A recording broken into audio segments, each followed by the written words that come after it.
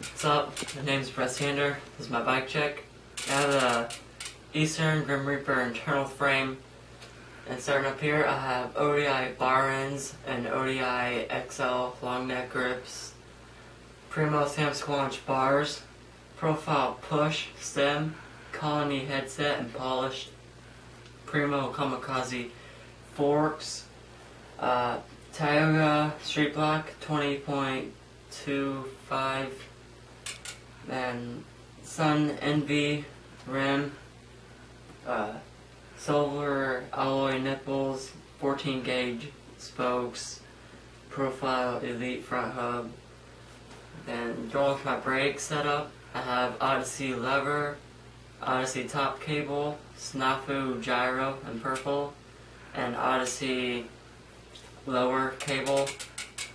Then, as for the middle section of the bike, I have a fly seat, premium stem PC pedals, DK cranks, KMC chain, Colony Gutler sprocket, and a Colony bottom bracket. Then going to my back rim and tire, I have a KG park tire, Sun Envy rim, silver alloy nipples, 14 gauge spokes with a Profile Elite hub, and that's my bike check.